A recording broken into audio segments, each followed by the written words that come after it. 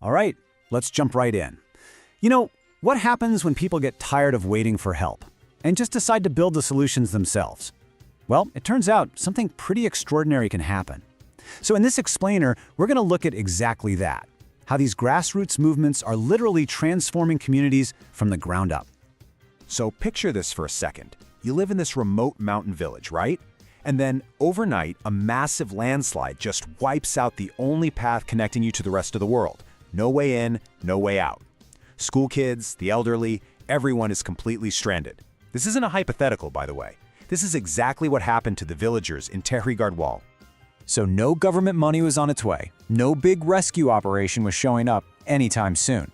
But what they did have was each other. And that quote right there, that really gets to the heart of what we're talking about today. When they were faced with total isolation, the community found its power. Not in a big budget, not in some outside plan, but in its own people. I mean, that's an incredible story from just one village, right? But can that same idea, that same self-reliance, actually transform an entire city?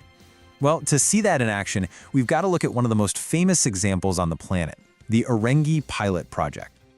Okay, so we're talking about one of the largest informal settlements in all of Asia. Imagine this, over 1 million people living with open sewers. Raw sewage literally flowing in the streets. I mean, the public health crisis was an absolute nightmare. Waterborne diseases were everywhere. And this was a problem that decades of official top-down planning had completely failed to fix. So how on earth did they solve it? Well, this is where the whole model gets kind of revolutionary. See, a local organization didn't just come in and do the work for them. Nope. Instead, they acted more like guides, just providing the technical know-how while the people themselves did everything else.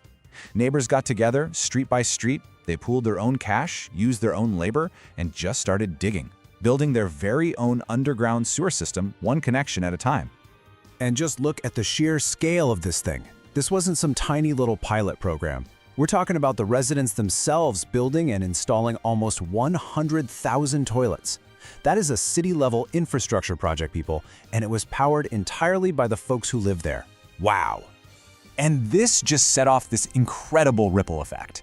I mean, once the sanitation problem was fixed, it didn't just stop there. Not at all. We're talking 1.6 million feet of pipes laid. Child mortality rates, they plummeted.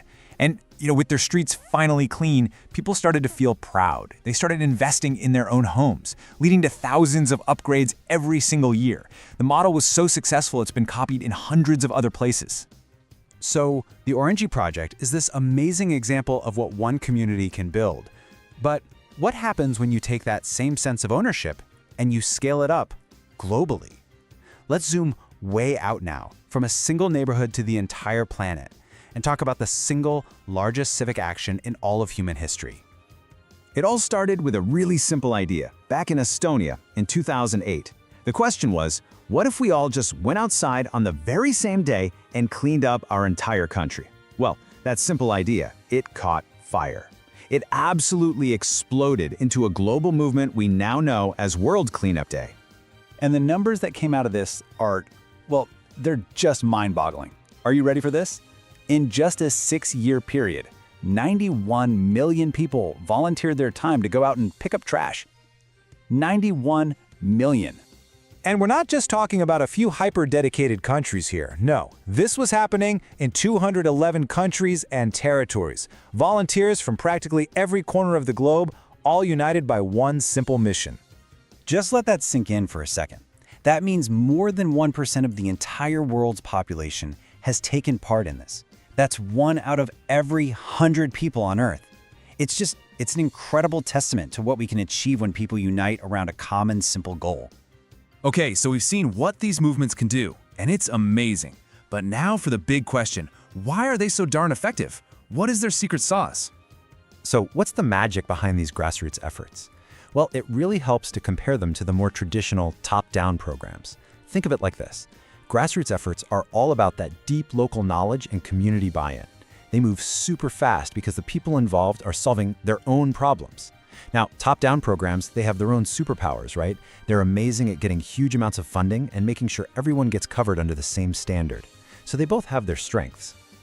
But let's really zero in on those grassroots advantages. I like to think of them as the 4 pillars of people power. First, you've got deep local knowledge. This means the solutions are actually tailored to what people really need. Then comes ownership and responsibility. Of course, people are going to take care of something they built with their own hands. Third is speed and innovation.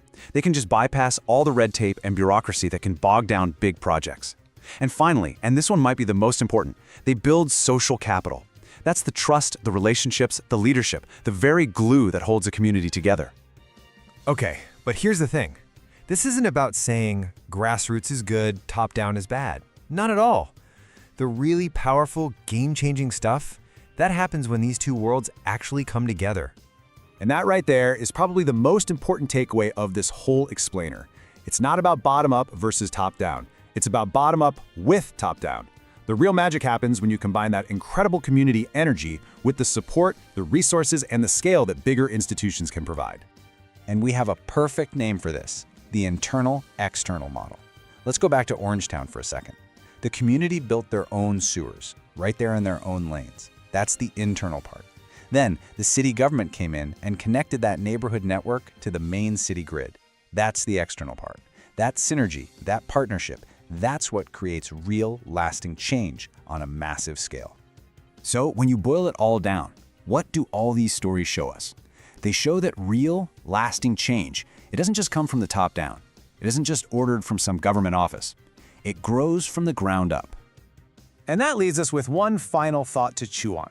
We've seen what's possible, from fixing sanitation for 1 million people to cleaning up the entire planet. So the question for you is, what problem is there, right in your own community, that's just waiting for a group of people to say, you know what, we've had enough, and we are enough to fix this?